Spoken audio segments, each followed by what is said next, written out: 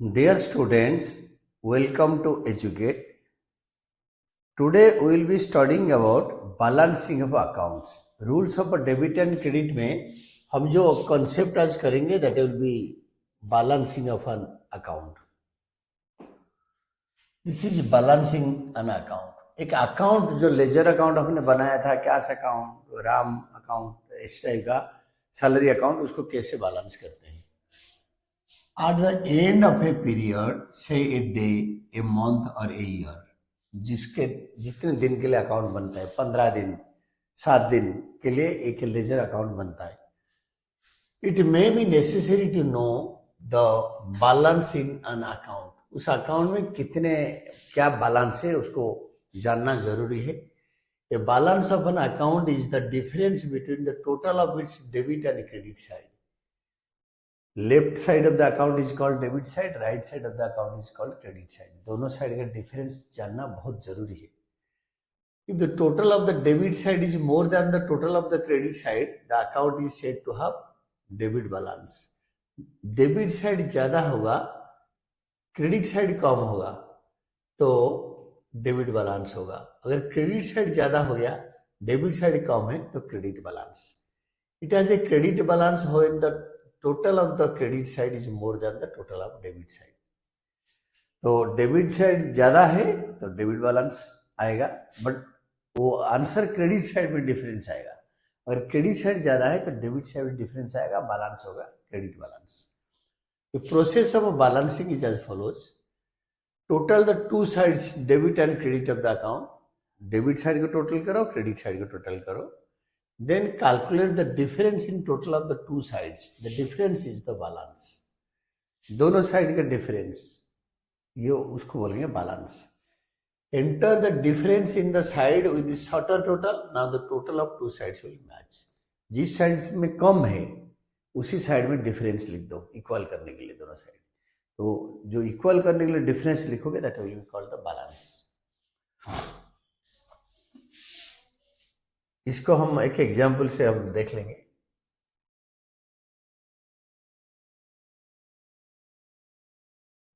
If credit side is shorter then the amount is entered in the credit side by writing by balance carried down. यहां पे debit side बड़ा है तो यहां पे to balance carried down करके end of the month लिखेंगे. इसको बोलते हैं क्रेडिट बैलेंस. फिर नेक्स्ट मंथ फर्स्ट डे में बाय बैलेंस ब्रॉट डाउन. अगर मंथली बैलेंस मेंटेन कर रहे हैं तो मंथली एक महीने के एंड में अगर हम बैलेंस कर रहे हैं तो कोई अकाउंट में ये कि रंजन अकाउंट लिखा है.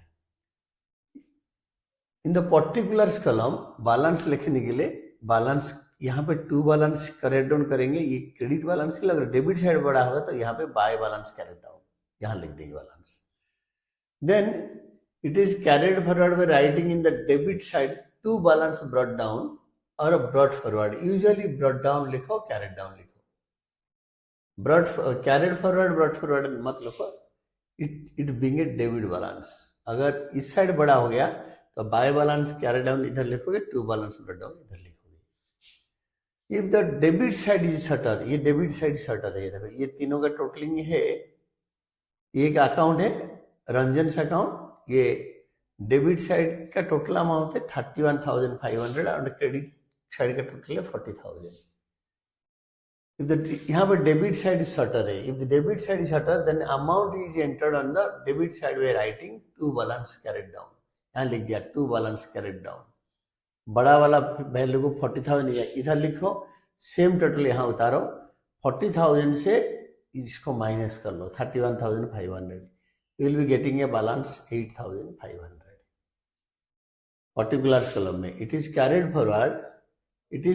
forward by writing on the credit side by balance brought down, it being a credit balance. यहाँ पे by balance brought down next month first day. ये इसको बोलते हैं डेबिट क्रेडिट बैलेंस. अगर डेबिट होगा तो उल्टा हो जाएगा, by balance carried down, to balance brought down. यहाँ पे 30th अप्रैल आएगा, यहाँ पे फर्स्ट में आएगा. An illustration following the account is given with imaginary figure. Ranjan का अकाउंट में यहाँ पे हमने रंजन से खरीदा 40,000, बाय परचेज 40,000. उसको रंजन को बीच में खरीदने से पहले 5 तारीख को पैसे दिया था, टू कैश 10,000, देन खरीदा बाई परचेजेस, देन कुछ रिटर्न कर दिया 1500 गुड्स, टू रिटर्न आउटवर्ड या परचेज रिटर्न, फिर बीच में कि चेक इश्यू कर दिया 27 तारीख को टू बैंक, इतना हो गया। इसके बाद उसको टोटल करो 40,000 यहाँ पे, उसी को इधर लिखो, find out the difference and write down to balance carried down, इसको बाय बैलेंस ब्रॉट डाउन यहाँ पे लिखो, इसको आराम से पढ़ भी सकते हो। The account shows that the firm has a liability towards Ranjan 8,500, हमें खरीदा था 40,000 का, हमने इसका क्लोज कर दिया टू द एक्सटेंड ऑफ 31,500, इसको दे दिया, कैश दिया, चेक दिया, गुड्स वापस कर दी, 8,500 और देंगे। इट इज द हमारे firm has a liability towards the Ranjan 8,500 तक लाइबिलिटी है। It is to be noted that revenue and expenses accounts are not balanced, revenue और एक्सपेंसेस अकाउंट बैलेंस नहीं करते। रेवेन्यू और ये तो पर्सनल अकाउंट है, Ranjan account, it is a personal account, ये इंसान नेचुरल पर्सन का अकाउंट है, बट रेवेन्यू जो इनकम और एक्सपेंसेस जो खर्चा का अकाउंट बैलेंस नहीं होता। They are total and closed by transferring to trading और प्रॉफिट एंड लॉस अकाउंट। यहाँ पे बैलेंस बीडी न करके बैलेंस शीट को यहाँ पे अगर ये होता ओजेस अकाउंट, यहाँ पे सेल्स अकाउंट होता, यहाँ पे लिखते टू ट्रेडिंग अकाउंट। अगर ये सैलरीज अकाउंट होता तो यहाँ पे बैलेंस आता, लिखते by profit and loss account, वो आगे आपको समझाऊंगा। Balances in assets, liability and capital account are transfer to balance sheet. जो कैपिटल अकाउंट, असेट अकाउंट जैसे लैंड, बिल्डिंग, प्लांट, लायबिलिटी उधार, ये लायबिलिटी अकाउंट है, एंड कैपिटल अकाउंट होता है जो ओनर पैसे दे रखा है, तो जरा ट्रांसफर टू बैलेंस शीट, उसको बैलेंस शीट में ट्रांसफर करके दिखाते हैं। बट बाकी रेवेन्यू और एक्सपेंस अकाउंट वो सारे ट्रेडिंग अकाउंट में चला जाता है, trading profit and loss account को। In other words, at the end of the year, all the nominal accounts are closed by transferring that balances to trading or profit and loss account.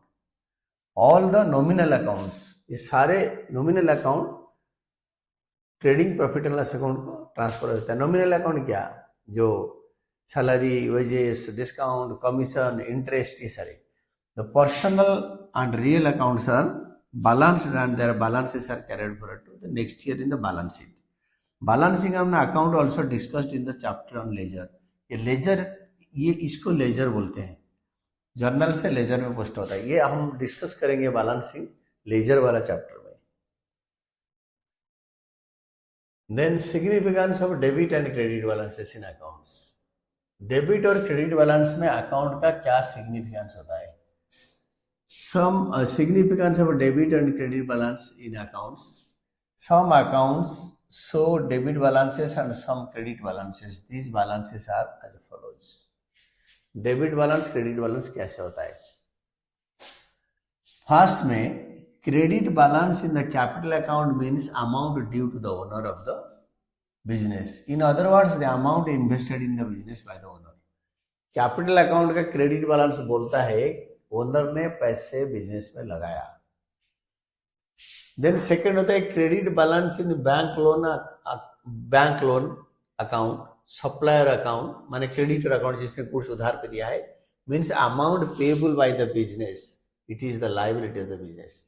मतलब bank loan और creditor जिसने हमें goods उधार पे दिया है, is our creditor, हम उसको पैसे देंगे। बैंक लोन, बैंक से उधार ले आए, हम बैंक लोन चुकाएंगे, इसको हम बोलते हैं, इसी टाइप का जो अकाउंट है ये बोलते हैं कि हमारा लायबिलिटी है, बिजनेस का लायबिलिटी है towards the outsiders.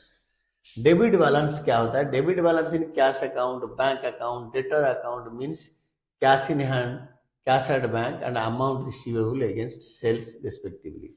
Cash account में जो बैलेंस होगा, हमारे हाथ में इतना पैसा है।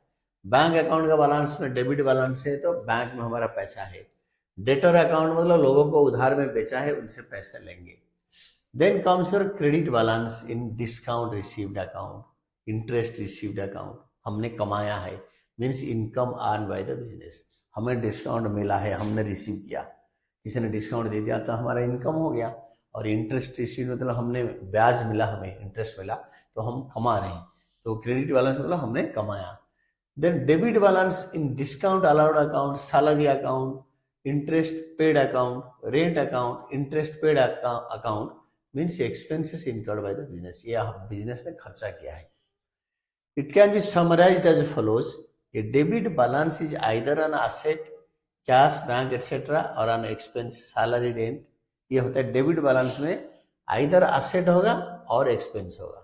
ये एसेट हो सकता है कैश, बैंक, इस और डेटर अकाउंट और खर्चा हो सकता है salary, rent, discount, commission etcetera. A credit balance shows the income earn, हमने कमाया है क्रेडिट बैलेंस, और लायबिलिटी और the amount invested by the proprietor. Credit balance उधारी भी हो सकता है और कैपिटल भी हो सकता है. Balancing an account is necessary to ascertain the net effect of all transactions posted to that account during a given period. एक particular period, एक दिन, एक हफ्ता, 15 दिन, महीना, एक साल, ये डिपेंड करता है कि एक अकाउंट को बैलेंस करना जरूरी होता है उस अकाउंट का बैलेंस पता करने के लिए. और बैलेंस शीट और प्रॉफिट एंड लॉस अकाउंट और बैलेंस शीट जिस दिन बनता है उस दिन तो पक्का करना ही करना है. और बड़ा ऑर्गेनाइजेशन है तो डेली बैलेंसिंग करेंगे लीजर को, और छोटा ऑर्गेनाइजेशन तो साल में करेंगे, बट एक साल के अंदर करना ही करना है. तो इलस्ट्रेशन एक देख कर लेंगे तो you can get to know. तो देखो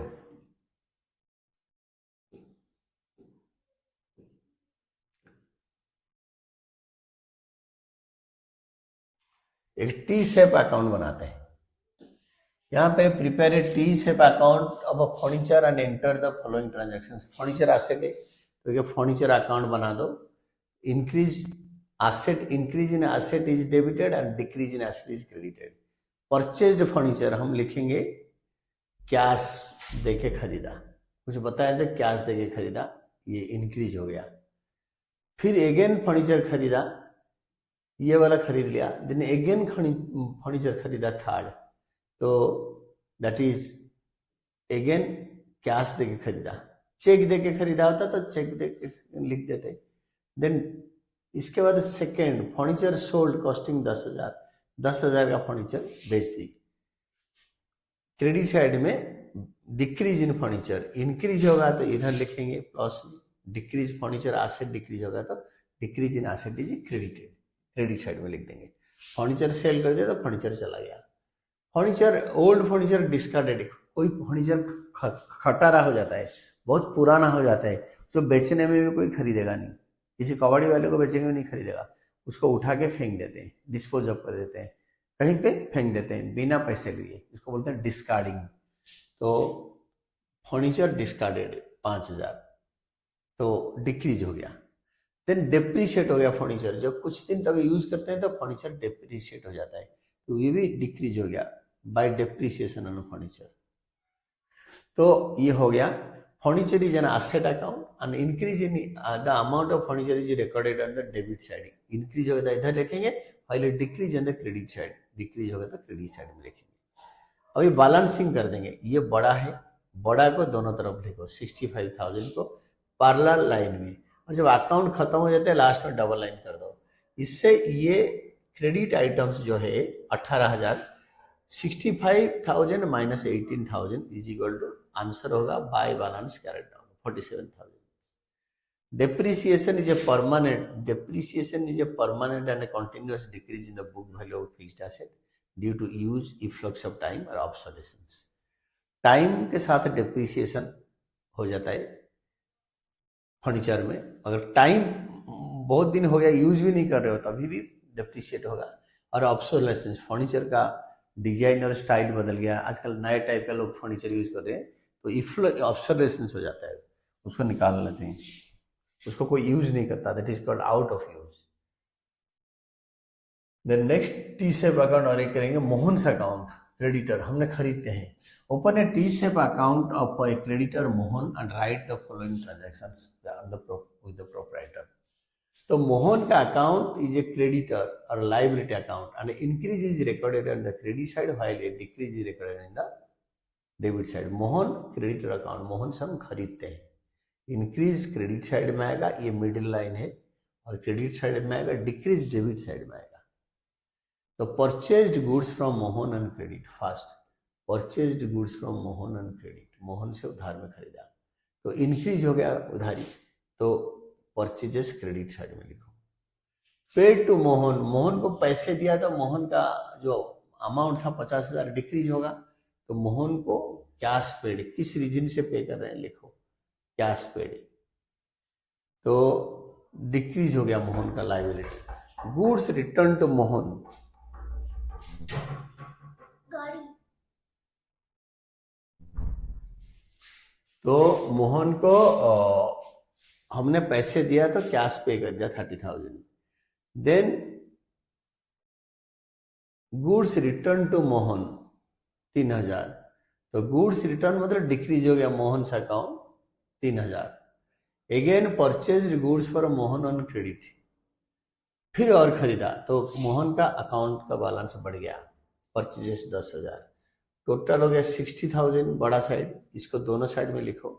फाइंड द डिफरेंस, 33 माइनस करके बैलेंस आएगा 27,000। तो फिर again write up a T shape account of Gurman, Gurman ने कहा कि टी शेप अकाउंट बनाओ,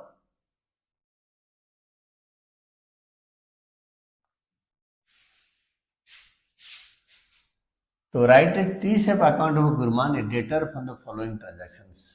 गुरमान होता है डेटर, तो गुरमान अकाउंट डेटर अकाउंट बढ़ेगा तो इधर लिखेंगे increase value plus, decrease value minus, decrease होगा तो यहाँ पे minus. Sold goods to Gurman, तो गुरमान में यहाँ पे डेबिट में सेल बढ़ गया। Cash receive from Gurman, Gurman का अकाउंट बैलेंस घट जाएगा बाय कैश अकाउंट 2 में। Third discount allowed to Gurman, उसका गुरमान को डिस्काउंट दे दिया हमने तो इसका अकाउंट का बैलेंस घट जाएगा।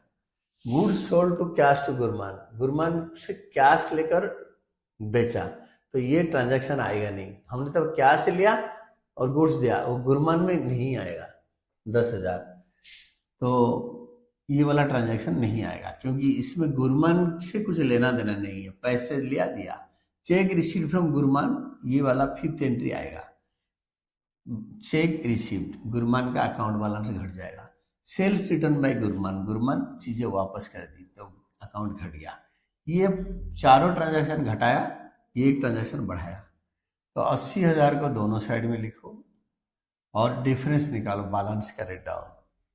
ये कि आपके fourth transaction will not be recorded in Gurman's account as goods have been sold in cash. Cash में बेचा था, पर्सनल अकाउंट के कुछ रिलेशन नहीं है।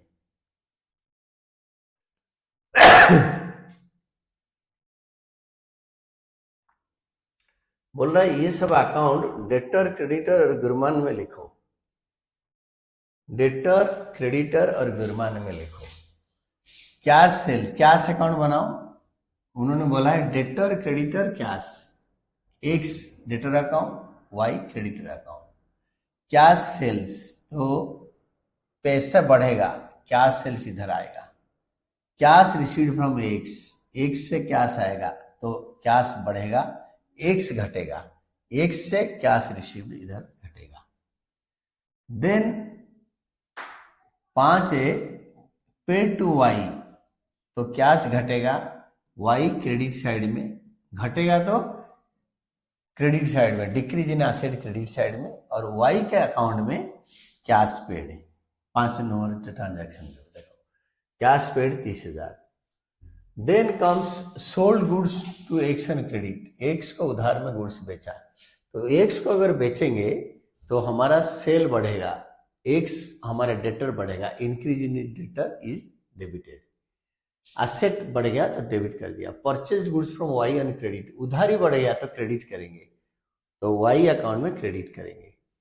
Then cash purchases from Y, तो हम वाई में नहीं लिखेंगे, हम कैश देके खरीदते हैं तो ये नहीं आएगा, बट कैश अकाउंट में घटेगा, पैसे जा रहे हैं, डिक्रीज इन एसेट घटेगा। तो ये सारे पोस्टिंग कर दिया। इसको बैलेंसिंग कैसे करेंगे, कैश का डेबिट साइड बड़ा है तो दोनों तरफ डेबिट साइड में लिखो। इससे 46,000 माइनस करके 1,06,000 में ये आया डेबिट बैलेंस, क्रेडिट साइड बड़ा है तो debit balance. X debtor account को बैलेंस करेंगे, डेबिट साइड बड़ा है, दोनों तरफ 80,000 लिखो, 56,000 माइनस करके बैलेंस निकालो, ये होता है डेबिट बैलेंस, क्योंकि डेबिट साइड ये भी बड़ा है, ये डेबिट बैलेंस है, ये भी डेबिट बैलेंस है। वाई क्रेडिटर, तो क्रेडिट साइड बड़ा है, दोनों तरफ लिखो, और जो डिफरेंस है निकालो, डेबिट साइड में लिखो, ये है क्रेडिट बैलेंस। लाइकवाइज यही होता रहता है। तो the last one being your illustration, इसमें हम देखेंगे कि 11th one, from the following particulars prepare account of Devinder, the proprietor of a business. Capital introduce, capital डालेंगे तो कैपिटल बढ़ेगा, increase in asset, increase in liability and capital credit, decrease debit. Capital introduce तो by capital cash, cash लेकर आया। Drawings made by him तो drawings decrease कर देगा, capital घटा देगा। फर्दर कैपिटल इंट्रोड्यूस्ड और पैसे डाला, फिर बाय कैश, इस तरफ टू साइड होता है, इस तरफ बाय साइड होता है। Then profit for the year, profit capital को बढ़ाता है by profit and loss account, loss होगा तो to profit and loss account. Balance the same and explain what is the closing balance indicates. इसको balance करो, फिर क्या इंडिकेट करते हैं बताओ। बड़ा साइड है क्रेडिट साइड 59,500, दोनों तरफ लिखो, 6,500 माइनस करके balance carried down, difference is to balance carried down. इसको नेक्स्ट मंथ फर्स्ट डे में बाय बैलेंस ब्रॉट डाउन कर देंगे 53,000। Devinder's capital account is a capital account, an increase is recorded on the credit side while a decrease is recorded on the debit side। तो increase होगा तो credit side, decrease होगा तो debit side, क्योंकि increase in capital is credited, decrease in capital is debited, और balance carried down is written in the next line by balance BD। Proprietor's capital account has a credit balance of 53,000 which indicates that the business owes to him this amount। business मालिक को 53,000 देगा। and this is all about our today's class and this is the end of this chapter। thank you, Team Educate।